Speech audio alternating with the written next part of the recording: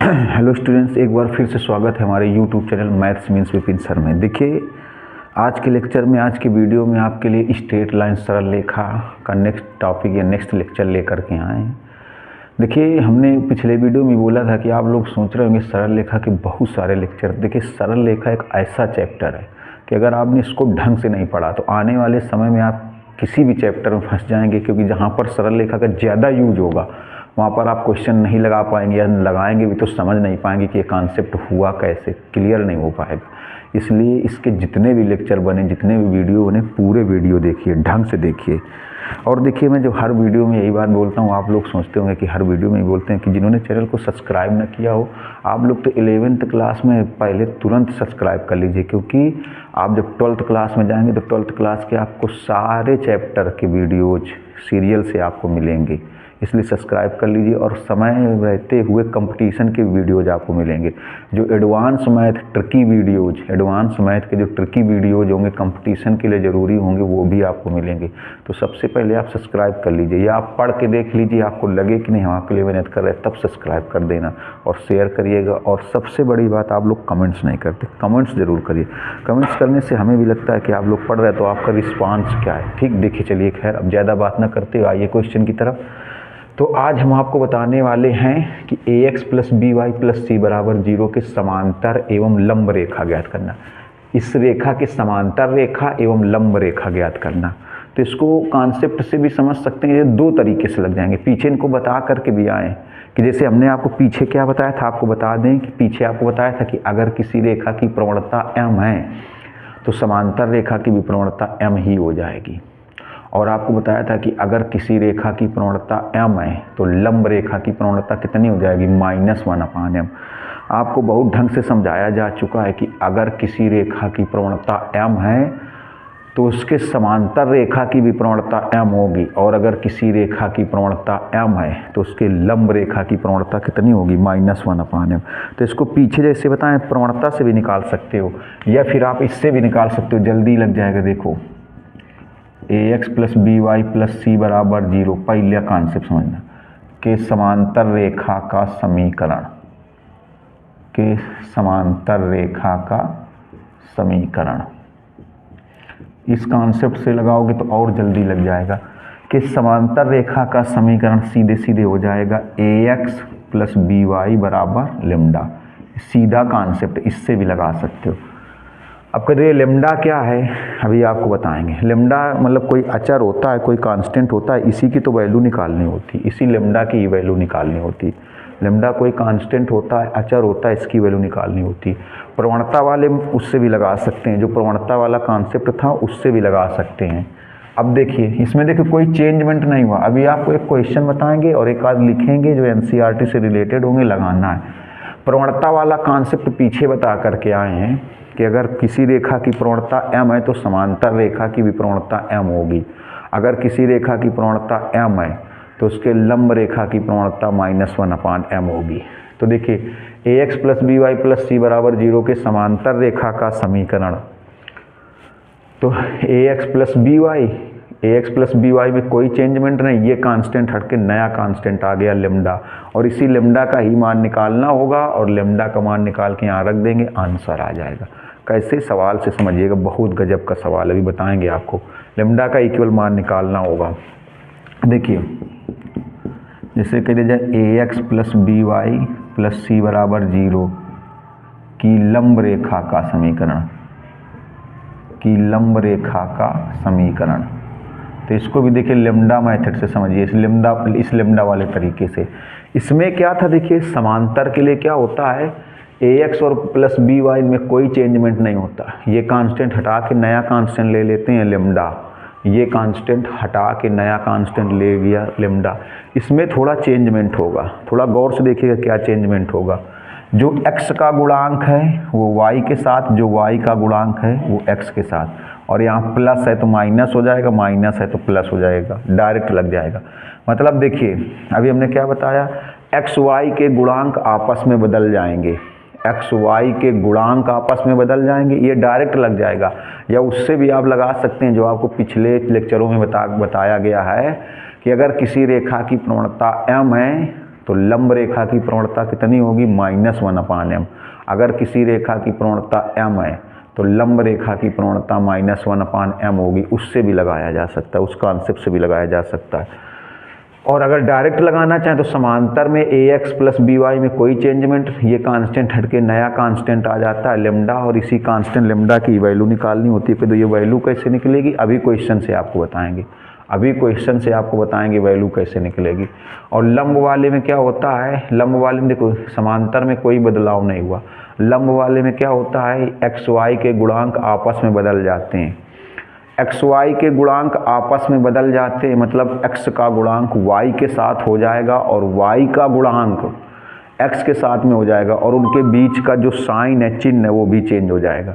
अगर प्लस है तो माइनस हो जाएगा और माइनस है तो प्लस हो जाएगा। मतलब देखिए एक्स वाई के गुणांक आपस में बदल जाएंगे। देखिए जो बी वाई का गुणांक है तो एक्स का गुणांक बन जाएगा, और ये जो ए एक्स का गुणांक है ये बन जाएगा और बराबर लेमडा। लेकिन अभी ये गलत है। अभी हमने आपको क्या बताया था, क्या गलती, देखिए समझिएगा। हमने आपको बताया था कि एक्स वाई के गुणांक आपस में बदल जाएंगे, एक्स वाई के गुणांक आपस में बदल जाएंगे, एक्स वाई के गुणांक आपस में बदल जाएंगे। देखिए लेकिन हमने कहा था चिन्ह भी बदलेगा, अगर प्लस होगा तो माइनस हो जाएगा और माइनस होगा तो प्लस हो जाएगा। ये प्लस है तो यहाँ माइनस हो जाएगा, और प्लस है तो माइनस हो जाएगा, माइनस होता तो प्लस हो जाता। चिन्ह भी आपस में बदलेगा। एक्स वाई समांतर में कोई चेंजमेंट नहीं होगा, सीधे कांस्टेंट हटेगा, नया कांस्टेंट लेमडा, और इसी लेमडा का मान निकाल के रख देंगे, आंसर आ जाएगा। अभी बताएंगे कैसे। लेकिन लंब में एक रेखा दी जाए, उसकी लंब रेखा का समीकरण पूछा जाए तो प्रवणता वाले कॉन्सेप्ट से भी लगा सकते हो कि पहले रेखा की प्रवणता निकाल लो m, तो लंब रेखा की प्रवणता बन जाएगी -1/m। अगर प्रवणता वाले कॉन्सेप्ट से नहीं लगाना चाहते हो, डायरेक्ट लगाना चाहते हो, तो डायरेक्ट में क्या करेंगे, एक्स वाई के गुणांक आपस में बदल दो। आपस में बदलने का मतलब एक्स का गुणांक वाई के साथ और वाई का गुणांक एक्स के साथ, एक्स का गुणांक वाई के साथ और वाई का गुणांक एक्स के साथ कर दीजिए, और उनके बीच का चिन्ह बदल दीजिए। प्लस हो तो माइनस कर दो, माइनस हो तो प्लस कर दो। देखिए तो यहाँ पर b किसका गुणांक था, y का, तो x का बन गया, और a किसका गुणांक था, x का, तो y का बन गया। प्लस को माइनस में बदलेंगे, माइनस होता तो प्लस में, ये लेमडा, इसी लेमडा का मान निकालना होता है। देखिए एक सवाल बता रहे हैं, एक सवाल से फिर कई सारे सवाल आप लगाएंगे एक क्वेश्चन से। जैसे कि आगे आए क्वेश्चन है, उस रेखा का समीकरण ज्ञात करिए, समीकरण ज्ञात करो। समझिएगा, जो ऐसे 5, -6 से जाती है, इसी की गौर से देखिएगा। इनको दो तरीके से लगा सकते हो, प्रवणता वाले से भी लगा सकते हो और इससे भी लगा सकते हो। 5, से जाती है तथा रेखा, गौर से देखिएगा, तथा रेखा, बहुत अच्छी चीज़ समझ रहे हो, बहुत अच्छा कॉन्सेप्ट समझ रहे हो। देखिए डायरेक्ट, तथा रेखा 3x - 2y + 5 = 0 के नंबर 1 समांतर है। दोनों एक हम समझा देते हैं। नंबर 1 समांतर है, नंबर 2 लंब है। मतलब एक ऐसी रेखा बतानी, थोड़ा समझिएगा, एक ऐसी रेखा बतानी है जो इसके समांतर है और 5, -6 से जाती है पहले पार्ट में। एक ऐसी रेखा, तो प्रवणता वाले सूत्र से भी लग सकता है, प्रवणता वाले से वो y - y1 बराबर, इससे भी लगाया जा सकता है, इससे भी y - y1 बराबर mx - x1। x1 y1 की जगह ये आएगा, m की जगह इसकी प्रवणता निकाल लें तो समांतर में वही प्रवणता रख देंगे। लंब में जो इसकी प्रवणता है उसकी जो लंब के लिए क्या करेंगे, जो इसकी प्रवणता है उसको -1/, कर देंगे। लेकिन अब इसी कॉन्सेप्ट पर बता रहे तो इसी कॉन्सेप्ट से देखिए। तो पहले पार्ट में क्या होगा, उस रेखा का आपको समीकरण बताना है। पहले पार्ट को समझिए, उस रेखा का आपको समीकरण बताना है जो 5, -6 से जाती है और इसके समांतर है। दूसरे पार्ट में क्या करना है, उस रेखा का समीकरण बताना है जो 5, -6 से जाती है तथा इस पर लंब है, इसके लंब है, इस पर लंब होगा तथा रेखा इस के समांतर है और रेखा पर लंब होना चाहिए उसे। रेखा के समांतर मतलब ऐसे समझिए कि आपको पहले पार्ट में क्या बताना है, उस रेखा का समीकरण बताना है जो 5, -6 से जाती है और इसके समांतर है, और दूसरे में क्या बताना है, उस रेखा का समीकरण जो 5, -6 से जाती है और इस पर लंब है, इस पर लंब है। तो यही दोनों कॉन्सेप्ट से समझाते हैं। पहला पार्ट देखिए, पहले पार्ट में गौर से देखिएगा बहुत ही, इसके समांतर रेखा का समीकरण 3x - 2y + 5 = 0 के समांतर रेखा का समीकरण, समांतर रेखा का समीकरण देखिए। तो समांतर रेखा का समीकरण, तो अभी आपको हमने बताया कि समांतर रेखा में क्या होता है, कोई चेंजमेंट नहीं होता, सीधे कांस्टेंट हटा के नया कांस्टेंट लेम्डा मान लेते हैं, कोई चेंजमेंट नहीं होता। ax + by है तो ax + by ही रहेगा, ax + by ही रहेगा, और देखिए नया कांस्टेंट लेम्डा आ जाएगा, नया कांस्टेंट लेम्डा, और इसी लेम्डा का ही मान निकालना होता है। लेम्डा का मान आ जाएगा, यहाँ रख देंगे तो आंसर आ जाएगा।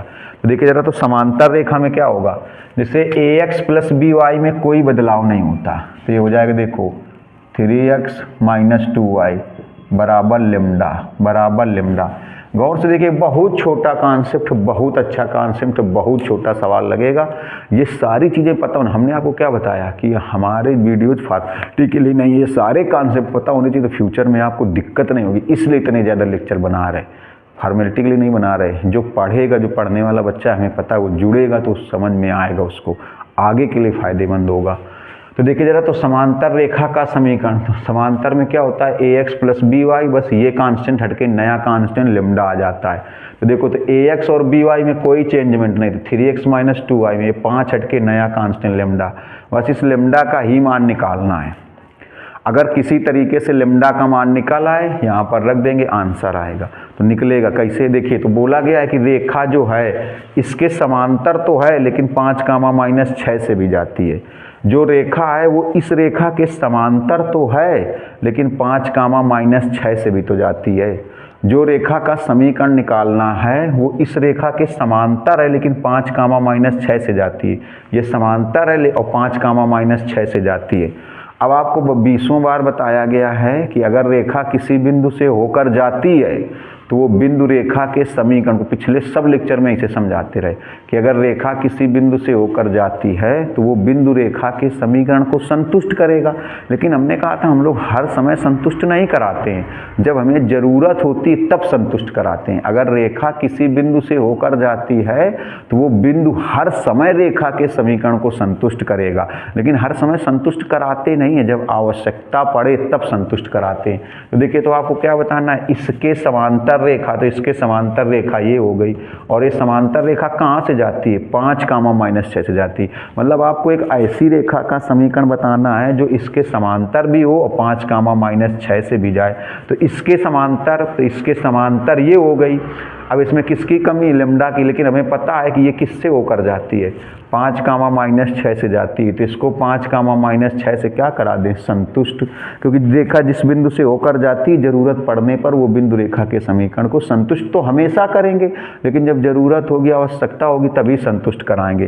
तो ये 5, -6 से भी जाती है, तो 5, -6 से क्या करा दें, संतुष्ट। देखिए क्यों संतुष्ट करा दें, क्योंकि संतुष्ट कराने पर लेम्डा का मान निकल आएगा।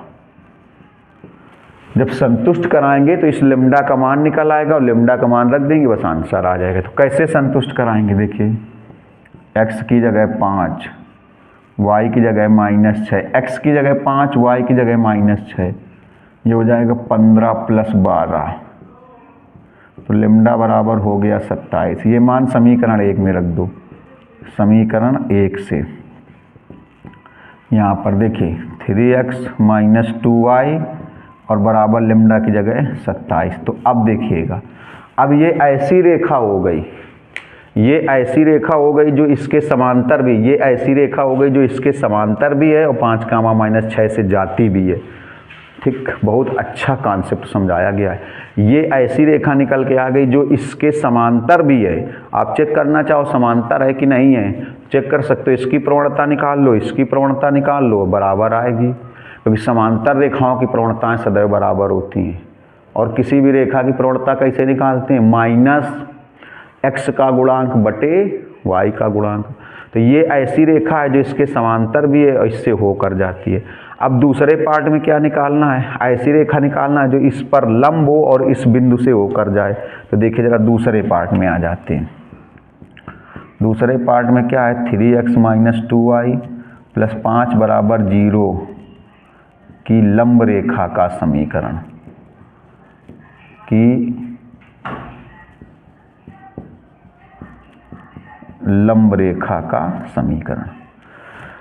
अभी हमने आपको बताया था कि लंब रेखा में थोड़ा सा चेंजमेंट होता है, x वाला गुणांक y के साथ और y वाला गुणांक x के साथ। x वाला जो गुणांक है वो y के साथ, y वाला गुणांक x के साथ, और ये प्लस होगा तो माइनस कर देंगे, माइनस होगा तो प्लस कर देंगे। x का जो गुणांक है, x और y के गुणांक आपस में बदलने हैं। आपस में बदलने का मतलब x वाला गुणांक y के साथ कर देना है और y वाला गुणांक x के साथ कर देना है। उनके बीच में माइनस हो तो प्लस कर देना है, प्लस है तो माइनस। प्रवणता वाले कॉन्सेप्ट से भी जाओ तो लगा सकते हैं। देखें तो आप क्या करिए, लंब रेखा का सम, तो ये देखो हमने क्या बताया, x y के गुणांक, तो ये जो 2 है वो x के साथ हो गया और जो 3 है वो y के साथ हो गया, बराबर लैम्डा। अभी गलत है, क्यों, क्योंकि देखिए माइनस है तो प्लस हो जाएगा, ये चीज़ प्लस है तो माइनस हो जाएगा, माइनस है तो प्लस हो जाएगा। ये कांस्टेंट हट जाएगा, नया कांस्टेंट लैम्डा आ जाएगा। बस इसी लैम्डा का ही मान निकालना है। तो गौर से देखिएगा क्या किया गया, x का गुणांक y के साथ, y का गुणांक x के साथ, बीच में माइनस होगा तो प्लस कर देंगे, प्लस होगा तो माइनस कर देंगे। तो देखिए ये 2 है उसको x के साथ, जो 3 है वो y के साथ, माइनस को क्या कर दिया प्लस, बराबर लैम्डा। अब फिर वही चीज़, इस लैम्डा का मान निकालना है। तो इस लैम्डा का मान कैसे निकलेगा, देखिए तो यही रेखा आपको क्या बताना है, ऐसी रेखा का समीकरण बताना है जो इस पर लंब है तथा इस बिंदु से होकर जाती है। तो हमने क्या बताया कि अगर रेखा किसी बिंदु से होकर जाती है तो वो बिंदु रेखा के समीकरण को हमेशा संतुष्ट करेगा, लेकिन हमेशा संतुष्ट कराते नहीं हैं, जब आवश्यकता हो तब संतुष्ट कराते हैं। तो यहाँ आवश्यकता है लैम्डा के मान की। तो रेखा देखिए किससे होकर जाती है, 5, -6 से। तो 5, -6 से इसको संतुष्ट करा दीजिए। मतलब ऐसी रेखा बतानी है जो इस पर लंब भी हो और इस बिंदु से होकर भी जाए। इस पर लंब हो तो ये हो गई, अब इस बिंदु से होकर भी जाती है तो इस बिंदु से संतुष्ट करा दीजिए, तो लैम्डा का मान आ जाएगा। से संतुष्ट कराने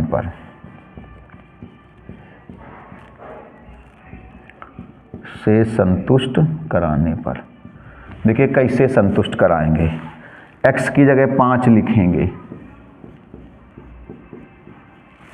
और y की जगह -6 लिखेंगे, बराबर लैम्डा हो जाएगा 10 - 18। तो लैम्डा का मान हुआ -8। ये -8 यहाँ रख देंगे तो समीकरण देखो कितना आएगा, रेखा का समीकरण या लंब रेखा का समीकरण। देखिए 2x + 3y और लैम्डा की जगह हो जाएगा -8, या फिर इसी को ऐसे लिख सकते हो 2x + 3y + 8 = 0। ये आंसर हुआ। तो इनका स्क्रीनशॉट लीजिए, तो आपको बहुत अच्छे क्वेश्चन जो NCERT बेस्ड हैं, NCERT के, वो लिखते हैं, बताते हैं। लीजिए जल्दी से स्क्रीनशॉट। देखिए अब ये 2 सवाल आपको बोर्ड में लिखे, ये लगाने हैं। कहा गया उस रेखा का समीकरण ज्ञात करना है जो 2, 3 से जाती तथा इस रेखा के समांतर है, ये आंसर लिखा है। और उस रेखा का समीकरण जो 3, -2 से जाती तथा इस रेखा पर लंब है, इसका आंसर ये लिखा है। तो ये दोनों लगाने हैं। फिर कुछ क्वेश्चन हम आपको समझा रहे हैं जो NCERT बेस्ड हैं या NCERT बुक के ही है, तो इनका आप स्क्रीनशॉट लीजिए। देखिए अपने आप जब लगाते रहेंगे ना तो सारे कॉन्सेप्ट क्लियर हो जाएंगे। लीजिए स्क्रीनशॉट। देखिए ये कुछ क्वेश्चन लिखे हुए हैं, इनमें थोड़ा थोड़ा आप समझाते हैं और इसके बाद जितने क्वेश्चन बताएंगे वो सब NCERT के होंगे। ये जो दूसरा वाला है ये NCERT बुक का ही है। अब इसके बाद NCERT वाले बताएंगे। देखिए हमने आपको बताया हमारे वीडियोज में आपको NCERT क्वेश्चन मिलेंगे, NCERT एग्जाम्पलर मिलेंगे, इसलिए पूरा देखा करें। और अन्य बुकों के अच्छे क्वेश्चन भी मिलेंगे, NCERT के अलावा भी देखिए अच्छे क्वेश्चन हैं। तो पहला और तीसरा एक जैसे हैं। उस रेखा का समीकरण ज्ञात करिए जो इस पर लंब तथा x अक्ष पर 3 इकाई का अंतःखंड काटती है। इसको थोड़ा सा समझा दें। ऐसे ये भी एक्स अक्ष पर एक इकाई का अंतःखंड काटती है। ये आंसर है इसका, ये आंसर है। दूसरा एनसीईआरटी का, इसको भी समझाते हैं। इसके बाद सारे एनसीईआरटी वाले थोड़ा अच्छे अच्छे क्वेश्चन आपको बताते हैं। देखिए तो कहा गया उस रेखा का समीकरण जो इस पर लंब है तथा एक्स अक्ष पर 3 इकाई का अंतःखंड काटती है। देखिए तो कह सकते हैं एक्स अक्ष पर 3 इकाई का अंतःखंड काटने का मतलब ये एक्स अक्ष पर 3 इकाई का अंतःखंड काटती है। इसका मतलब ये निर्देशांक कितना हो जाएगा 3,0। तो इसका मतलब कह सकते हैं 3,0 से जाती है। बस अब लग जाएगा। इसका मतलब कह सकते हैं 3,0 से जाती है। तो इसका मतलब हो गया, जैसे अभी आपको बताया कि उस रेखा का समीकरण जो इस पर लंब तो है लेकिन कहाँ से होकर जाती है 3,0 से होकर जाती है। क्यों? क्योंकि देखिए इस पर लंब है लेकिन एक्स अक्ष पर 3 इकाई का अंतःखंड काटती है। मतलब इस पर लंब है तो अभी लंब वाला मेथड, लैम्डा वाला मेथड या प्रवणता वाला मेथड भी लगा सकते हो।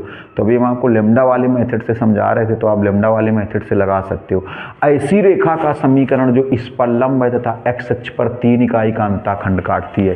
देखिए एक्स अक्ष पर 3 इकाई का अंतःखंड काटने का मतलब हो गया एक्स अक्ष पर 3 इकाई के जैसे अंतःखंड हो गया, समझना। तो एक्स अक्ष पर 3 इकाई का अंतःखंड का मतलब ये बिंदु कितना हो जाएगा 3,0।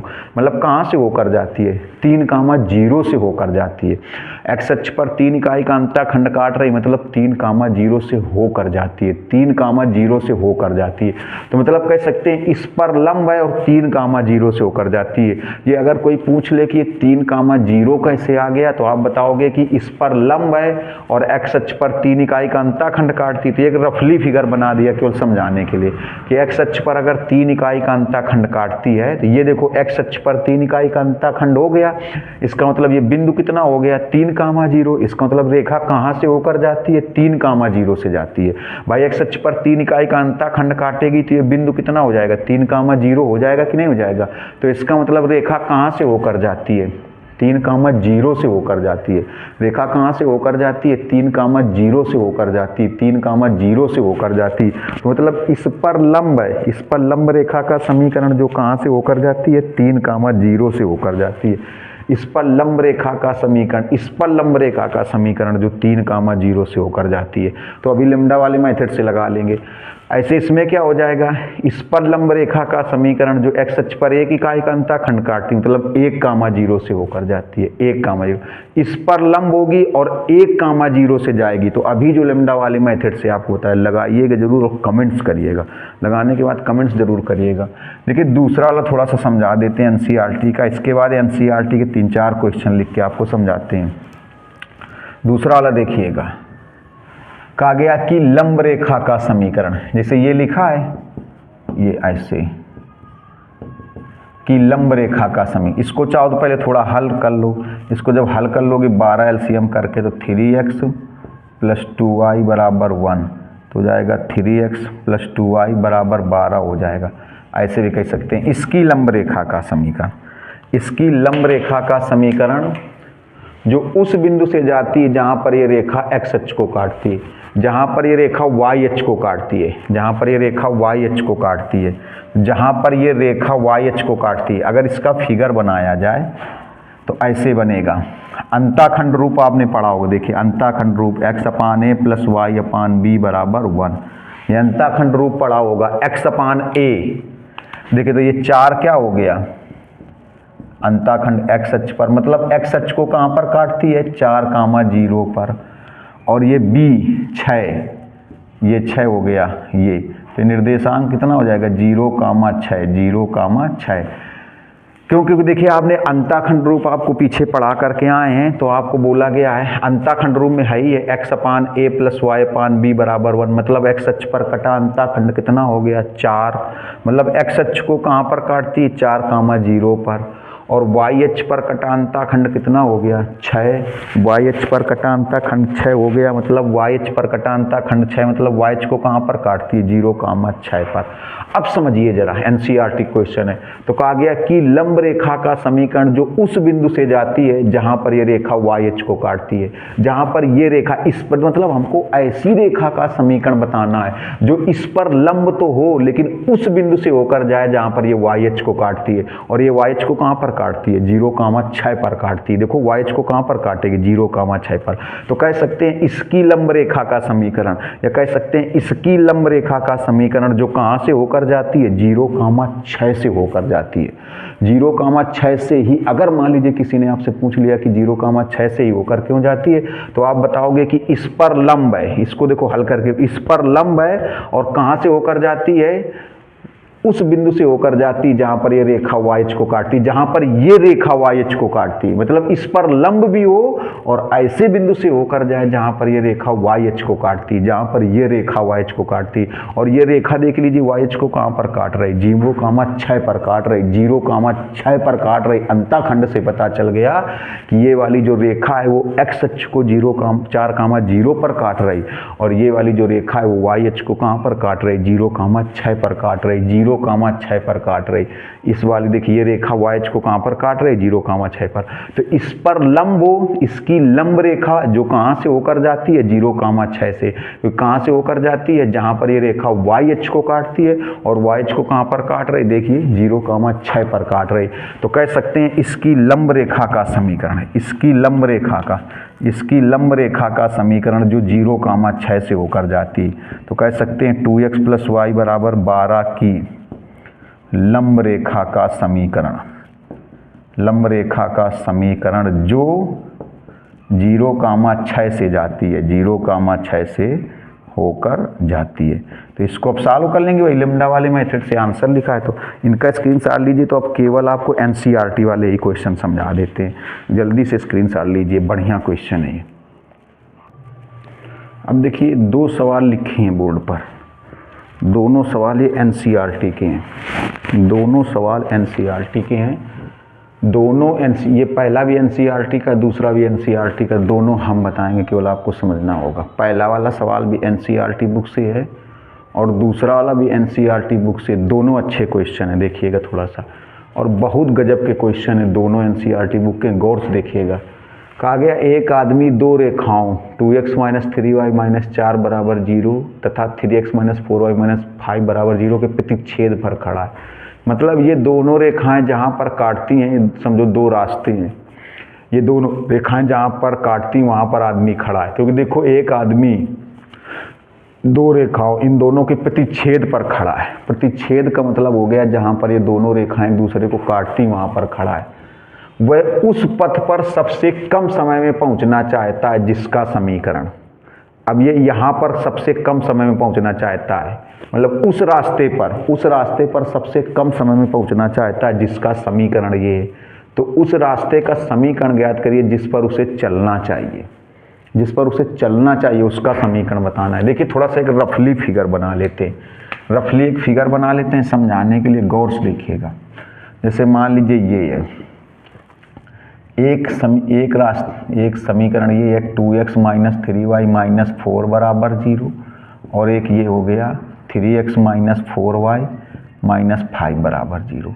तो एक आदमी 2 रेखाओं या 2 रास्ते, ये 2 रास्ते हैं, इनके प्रतिच्छेद पर खड़ा है, मतलब यहाँ पर खड़ा है, ये प्रतिच्छेद है, मान लो ये P पर खड़ा है, यहाँ पर खड़ा है ये प्रतिच्छेद पर, और उसे जाना कहाँ है, वह उस पथ पर सबसे कम समय में पहुंचना चाहता है जिसका समीकरण, मान लो ये पथ है, इसका समीकरण है 6x - 7y + 8 बराबर 0। देखिए यहाँ पर आदमी है, यहाँ पर थोड़ा गौर से देखिएगा, बहुत अच्छा क्वेश्चन है। यहाँ पर आदमी खड़ा है और इस पर पहुंचना चाहता है, इस पथ पर पहुंचना चाहता है। तो कहा गया कम समय में पहुंचना चाहता है, सबसे कम समय में। तो कहा गया उस रास्ते का समीकरण ज्ञात करिए जिस पर उसे चलना चाहिए। तो किस रास्ते पर उसे चलना चाहिए, तो अगर सबसे कम समय में पहुंचना है तो उसको बिल्कुल सीधे जाना चाहिए, देखो टेढ़ा एढ़ा नहीं जाना चाहिए, बिल्कुल सीधे ऐसे लंबवत जाना चाहिए, ये लंबवत जाना चाहिए, लंबवत 90 डिग्री यहाँ पर बनाते, बिल्कुल सीधा ऐसे जाएगा, ज़्यादा समय लगेगा। जैसे मान लो ऐसे यहाँ पर ये रेखा है, यहाँ खड़ा है, अब ऐसे जाए, अगर बिल्कुल सीधा जाए, बिल्कुल सीधा मतलब ये 90 डिग्री बन जाएगा, बिल्कुल सीधा मतलब ये 90 डिग्री। तो लंबवत चलना चाहिए, लंबवत मतलब यहाँ पर किसके लंबवत जाएगा, देखिए किसके लंबवत जाएगा, 6x माइनस 7y प्लस 8 बराबर 0 के लंबवत चलेगा। तब बिल्कुल सबसे कम समय, अगर सबसे कम समय में पहुंचना है तो सबसे कम दूरी पर चलना होगा, उसको सबसे कम दूरी चलना होगा, सबसे कम दूरी चलना होगा सबसे कम समय में पहुंचने के लिए, सबसे कम समय में पहुंचने के लिए सबसे कम दूरी चलना होगा, सबसे कम समय में पहुंचने के लिए सबसे कम दूरी चलना होगा, सबसे कम दूरी चलना होगा, सबसे कम। तो सबसे कम दूरी मतलब बिल्कुल सीधा जाएगा, बिल्कुल सीधा जाएगा तो 90 हो जाएगा। अभी हमने आपको दिखाया ऐसे ऐसे ऐसे, और सबसे कम दूरी तय करेगा।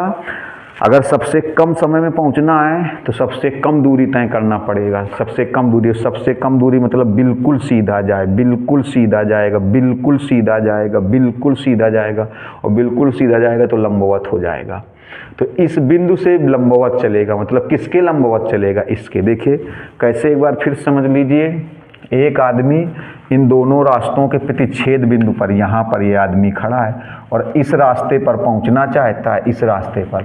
तो कैसे, सबसे कम समय में पहुँचना चाहता है, सबसे कम समय में पहुँचना चाहता है। तो अगर बहुत सारे ऐसे ऐसे रास्ते होंगे तो बिल्कुल सीधा जाएगा, बिल्कुल सीधा, क्योंकि जब सबसे कम दूरी होगी तो सबसे कम समय लगेगा, जब सबसे कम दूरी होगी तो सबसे कम समय लगेगा, जब सबसे कम दूरी होगी तो सबसे कम समय लगेगा, जब सबसे कम दूरी होगी तो सबसे कम समय लगेगा।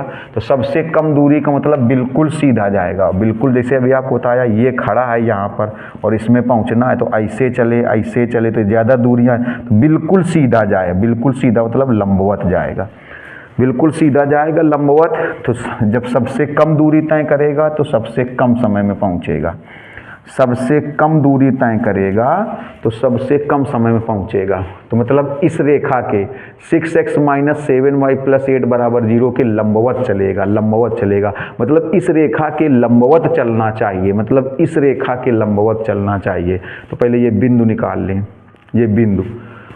अब देखिए ये बिंदु कैसे निकलेगा, इन दोनों का प्रतिच्छेद बिंदु। ये बिंदु कैसे निकलेगा, इन दोनों का प्रतिच्छेद बिंदु, इन दोनों का प्रतिच्छेद बिंदु, इन दोनों का प्रतिच्छेद बिंदु, इन दोनों का। तो देखो कैसे, इन दोनों का प्रतिच्छेद बिंदु का मतलब, जब दो रेखाओं के प्रतिच्छेद बिंदु पर पिछला लेक्चर या पीछे से पिछला लेक्चर बनाया था कि दो रेखाओं का प्रतिच्छेद बिंदु मतलब दोनों को हल करके किसका मान निकाले, x और y का, दोनों को हल करके x और y का। देखिए जरा, दोनों को हल करके x और y का। पहले इसको देखिए, 2x माइनस 3y बराबर 4, इसको, और इसको देखिए 3x माइनस 4y बराबर 5। अब इन दोनों का पहले प्रतिच्छेद बिंदु निकाले, तो ये बिंदु निकल आएगा। देखिएगा, इसमें कर दो 3 से गुणा, इसमें कर दो 2 से, यहाँ क्षय हो जाएगा, यहाँ भी क्षय हो जाएगा। गौर से देखिएगा, बहुत ढंग से समझाया है कि आदमी यहाँ खड़ा है और इस रास्ते पर उसको जाना है, तो कैसे चले, बिल्कुल सीध, सबसे कम समय में जाना है। तो सबसे कम समय में मतलब सबसे कम दूरी तय करे, जब सबसे कम दूरी तय करेगा तो सबसे कम समय में पहुँच जाएगा, मतलब बिल्कुल लंबवत चला जाए, बिल्कुल लंबवत चला जाए, बिल्कुल लंबवत चला जाए, बिल्कुल लंबवत जाए। तो मतलब इसके लंबवत 6x माइनस 7y प्लस 8 बराबर 0 के लंबवत जाएगा। तो ये लंब रेखा का समीकरण निकालना है। तो ये पहले बिंदु निकाल लें, ये बिंदु देखिए, और ये बिंदु मतलब इन दोनों का प्रतिच्छेद बिंदु, इन दोनों का प्रतिच्छेद बिंदु का मतलब हो गया। प्रतिच्छेद बिंदु से इसीलिए कहते हैं हर चीज़ को समझना जरूरी।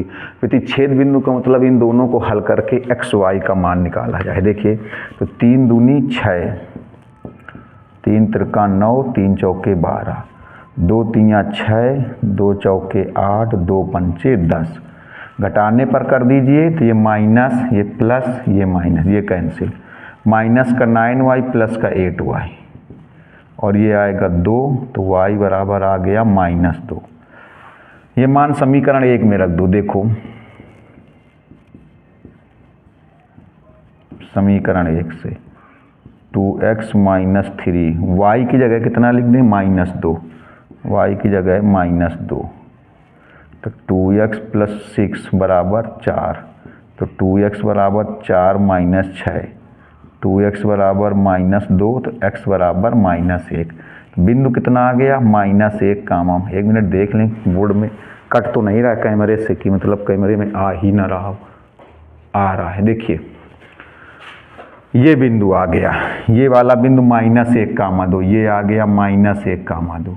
मतलब कहाँ पर खड़ा है आदमी, -1,2 पर खड़ा है और यहाँ पर पहुँचना है तो सबसे कम समय में तो लंबवत जाएगा। तो कह सकते हैं इसके लंबवत जो इस बिंदु से जाता है, ऐसे कह सकते हैं ना। अब गौर से देखिएगा, तो अब देखिए सवाल क्या बनेगा, 6x - 7y + 8 = 0 के लंबवत रेखा, ये लंबवत रेखा PQ के लंबवत रेखा जो कहाँ से जाती है, जो कहाँ से जा रही है, यहाँ से तो आदमी इसे लंबवत जाएगा, तो कह सकते हैं इसके लंबवत 6x - 7y + 8 = 0 के लंबवत रेखा जो -1, -2 से खींची जाती है। कहाँ से होकर जाती है, माइनस, देखो ये कहाँ से होकर यहाँ पर आदमी खड़ा है, यहाँ पर कहाँ पर खड़ा है, मतलब -1, -2 पर खड़ा है, -1, -2 पर, और ऐसे जा रहा है लंबवत, इसके लंबवत चल रहा है, मतलब इसके लंबवत है और यहाँ से जा रही रेखा -1, -2 से, क्योंकि आदमी यहीं से चलना स्टार्ट करता है, मतलब इस बिंदु से जाता है। तो लंबवत रेखा जो -1, -2 से जाती है। तो अब देखिए लेमडा वाले तरीके से लगा सकते हैं, अभी जो लेमडा वाला मेथड बताया, प्रवणता वाले मेथड से भी लगा सकते हैं, लेमडा वाले मेथड से भी लगा सकते हैं, प्रवणता वाले मेथड से भी लगा सकते हैं, लेमडा वाले मेथड से भी लगा सकते हैं, प्रवणता और लेमडा दोनों से लगा सकते हैं, केवल आपको गौर से देखना है। तो लेमडा वाले में क्या करते हैं, x और y के गुणांक आपस में बदल देते हैं और उनके बीच का चिन्ह बदल देते हैं, प्लस हो तो माइनस कर देंगे, माइनस हो तो प्लस कर देंगे। एक्स वाई के गुणांक आपस में बदल देंगे और उनके बीच का चिन्ह बदल देंगे, प्लस को माइनस कर देंगे, माइनस को प्लस। देखिए तो यहाँ पर ये जो 7 है ये x के साथ कर देंगे और ये जो 6 है y के साथ कर देंगे और ये माइनस क्या कर देंगे, प्लस, बराबर लेमडा हो जाएगा। चलो 3 मान लो, क्योंकि 2 तो यहाँ तक मान चुके हो। देखो क्या करते हैं लेमडा वाले में से, लेमडा वाले में से गौर से देखिए, ये सारी चीज़ें समझा दी कि इस बिंदु से जाना है आदमी को, मतलब रेखा इस बिंदु से जाएगी और इस पर लंब होगी। तो गुणांक वाला बदल दिया, x का गुणांक y के साथ और y का गुणांक x के साथ, और प्लस होगा तो माइनस, माइनस होगा तो प्लस। यहाँ देखो माइनस है तो उसको प्लस कर दिया, और ये 7x के साथ 6y के साथ। अब देखिए अब ये कहाँ से -1, 2 से जाती है रेखा, तो -1, क्योंकि आदमी -1, 2 से चलना स्टार्ट ही करता है, तो ये पूरी रेखा कह सकते हैं कहाँ से जा रही, -1, 2 से। तो इसको -1, 2 से संतुष्ट करा दें, -1, 2 से क्या करा दिया जाए, संतुष्ट। -1, 2 से संतुष्ट कराने पर कैसे संतुष्ट कराएंगे, देखिए x की जगह -1, y की जगह -2, जो जाएगा -7 -12, तो लेमडा बराबर हुआ -19। ये मान यहाँ रख देंगे समीकरण 3 में, देखिएगा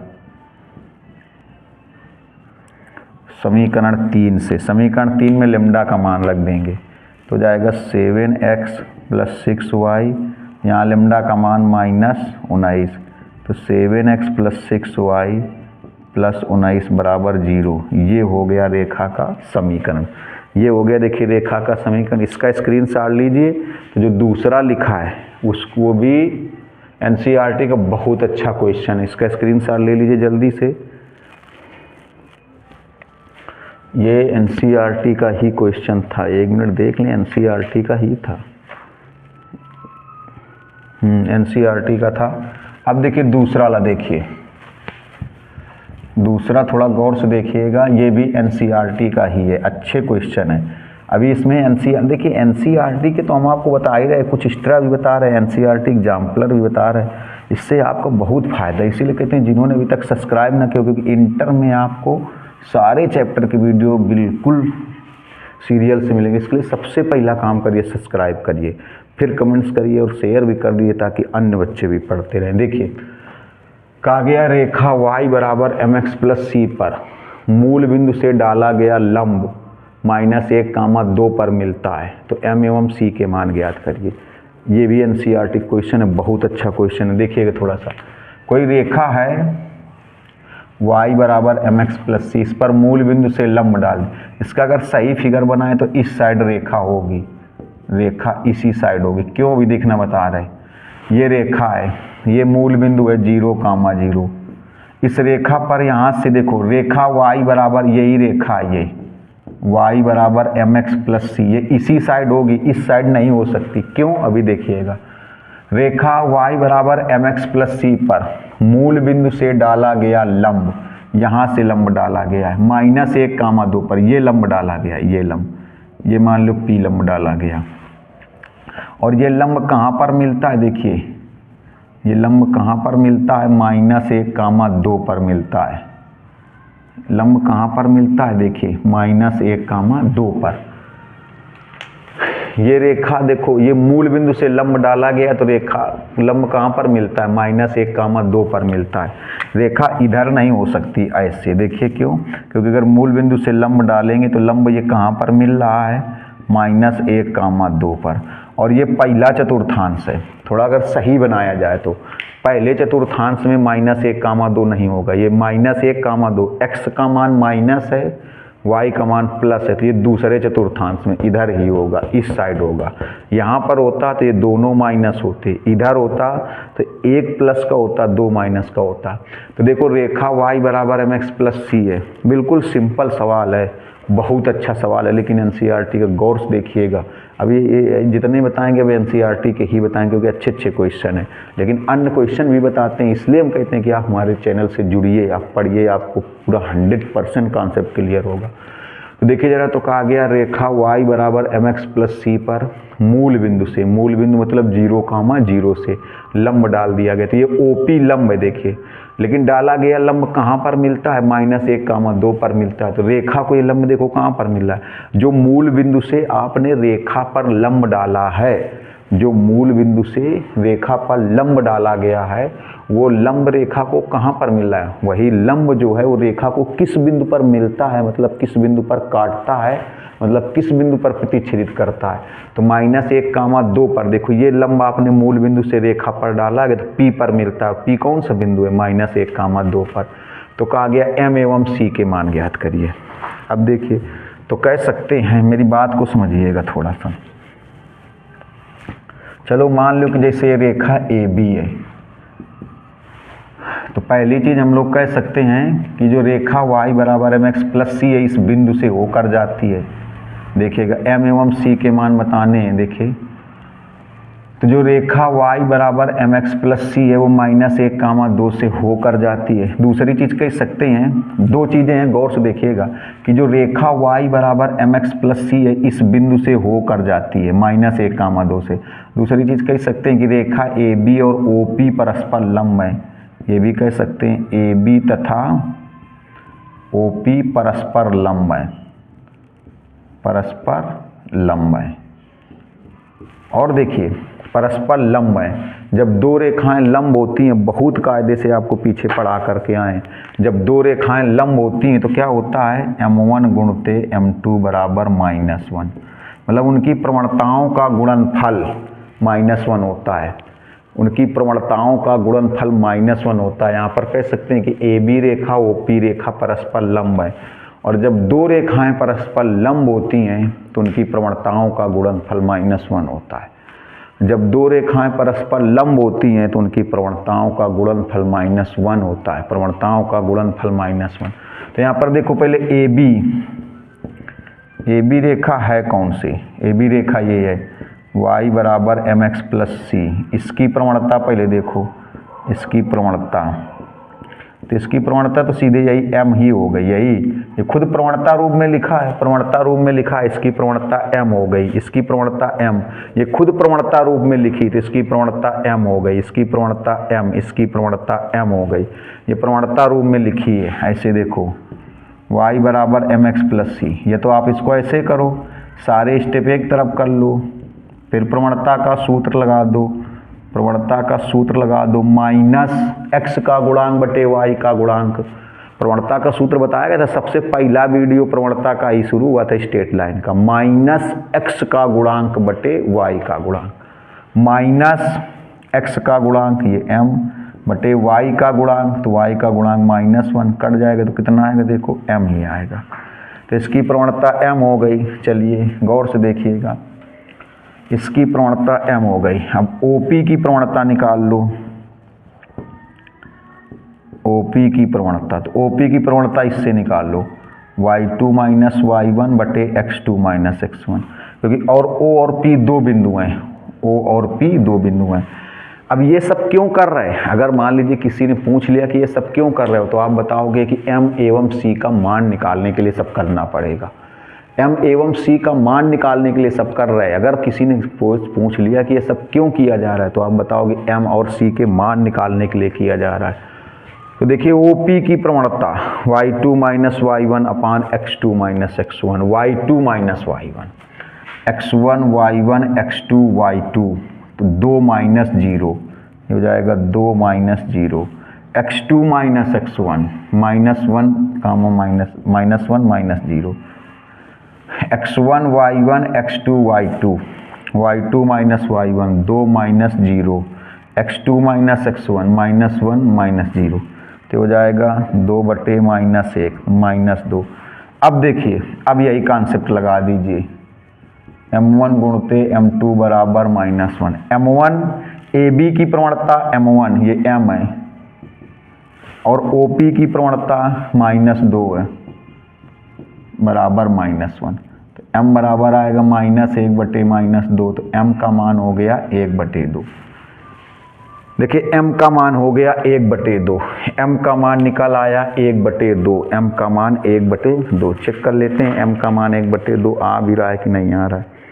देखिए m का मान आ गया, अभी C का मान नहीं आ रहा है। m का मान पहले चेक कर लें कहाँ है, बस आ गया। देखिए अब देखिए C का मान कैसे आएगा, तो अभी हम आपको बता रहे थे कि ये जो रेखा है y बराबर mx प्लस सी माइनस 1 कामा 2 से होकर भी जाती है। देखिए ऐसे y बराबर mx प्लस सी रेखा, ये जो रेखा है माइनस 1 कामा 2 से होकर जाती है, ये होकर जाती है। देखिए माइनस 1 कामा 2 से होकर जाती है। ये जो रेखा y बराबर mx प्लस सी है, ये देखिए माइनस 1 कामा 2 से होकर जा रही, माइनस 1 कामा 2 से, माइनस 1 कामा 2 से होकर जाती है। और आपको पता है अगर रेखा किसी बिंदु से होकर जाती है तो वो बिंदु रेखा के समीकरण को हमेशा संतुष्ट करेंगे, लेकिन संतुष्ट उस समय कराएंगे जब ज़रूरत हो। तो यहाँ पर ज़रूरत है, क्यों ज़रूरत है? क्योंकि C का मान निकालना है, M का निकल चुका है। ये प्रवणता वाले मेथड से, लंब वाले मेथड से M आ गया, लेकिन C बाकी है। तो यही जो रेखा इस बिंदु से होकर जाती है, किससे होकर जाती है? माइनस 1 कामा 2 से। तो माइनस 1 कामा 2 से संतुष्ट करा दीजिए, संतुष्ट करा दें। देखो तो y की जगह 2 m, x की जगह माइनस 1 प्लस c, तो जाएगा ये हो जाएगा y की जगह 2 m की जगह minus 1 minus m plus c। m का मान रख दिया जाए ये 1 बटे 2 प्लस c, ये माइनस 1 बटे 2 इधर आएगा प्लस हो गया, संतुष्ट कराया गया है। क्यों संतुष्ट करा? क्योंकि उस बिंदु से होकर जाती है, तो जब जिस बिंदु से होकर जाती है ज़रूरत पड़ने पर तो बिंदु संतुष्ट करा सकते हैं। संतुष्ट हमेशा करेगा, लेकिन ज़रूरत पड़ने पर संतुष्ट करा सकते हैं। तो y की जगह 2 लिख दिया गया, x की जगह माइनस 1, ये आया, m का मान रख दिया। अब इसको हल कर दिया तो 5 बटे 2, देखिए C का मान हो गया 5 बटे 2। अच्छा क्वेश्चन था, जल्दी से इसका स्क्रीनशॉट ले लीजिए, बहुत अच्छे क्वेश्चन थे, सब NCERT के ही हैं। अब देखिए एक सवाल लिखा, ये भी NCERT का है, ये भी NCERT का है, थोड़ा गौर से देखिएगा, अच्छा क्वेश्चन है। अब ये आप लोगों को समझ में आएगा, NCERT का अच्छा क्वेश्चन है। कहा गया बिंदु माइनस 1 कामा 3 से रेखा पर रेखा 3x माइनस 4y माइनस 16 बराबर 0 पर डाले गए लंब पाद के निर्देशांक। मतलब इस बिंदु से इस रेखा पर लंब डाला गया है, तो लंब के पाद मतलब लंब के पैर, लंब के आधार का जो बिंदु होगा, ऐसे थोड़ा सा रफली देखिए। जैसे ये रेखा है, मान लो AB, ये 3x माइनस 4y माइनस 16 बराबर 0।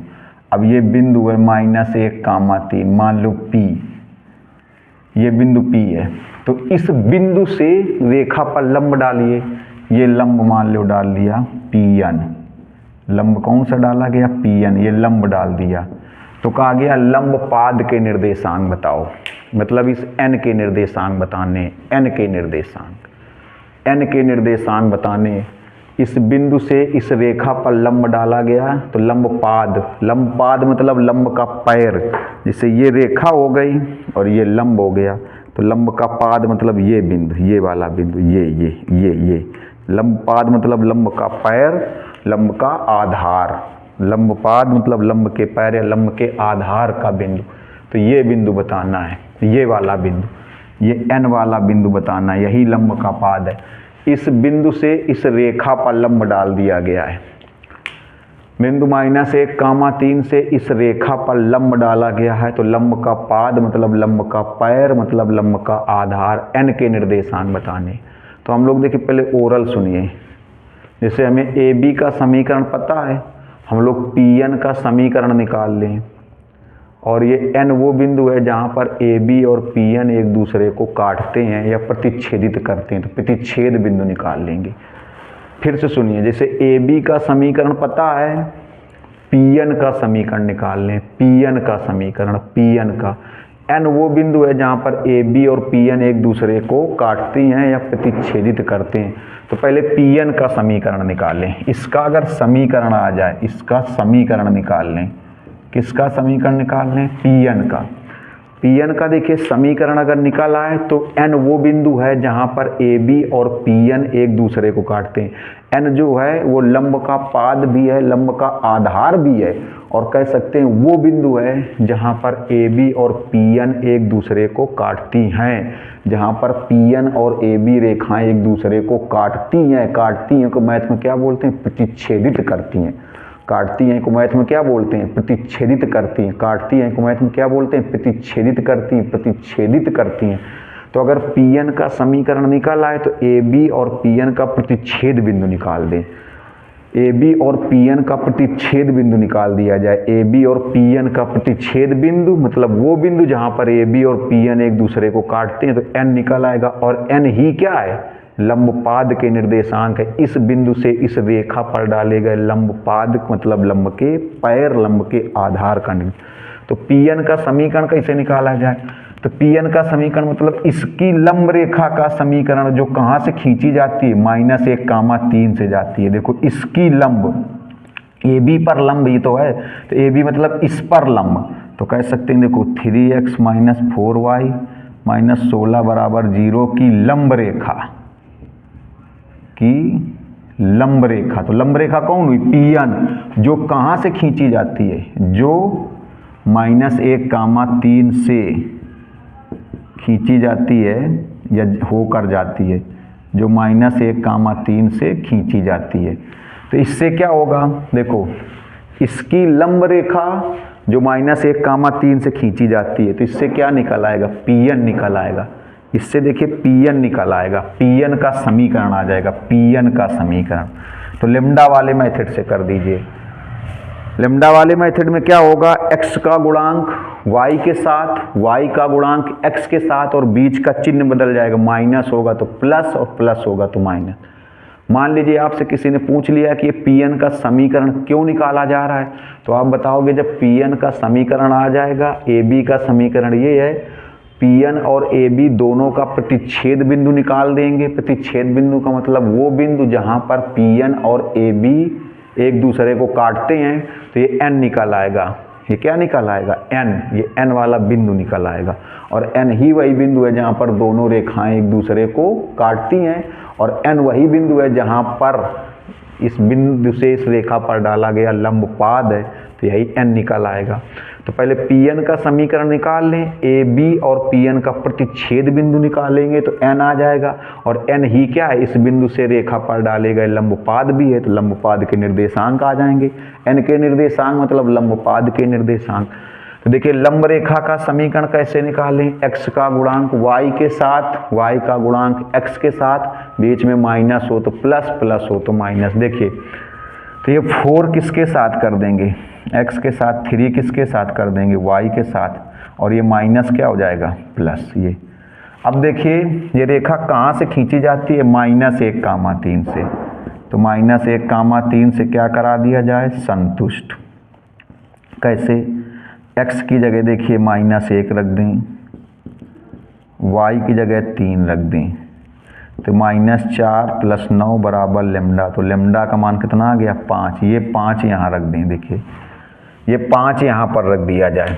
अगर कोई पूछ ले किसका समीकरण, तो आप बताओगे Pn का। अगर कोई पूछ ले Pn का समीकरण क्यों निकाला गया, तो आप बताओगे Pn और AB का प्रतिच्छेद बिंदु निकाल देंगे तो n निकल आएगा।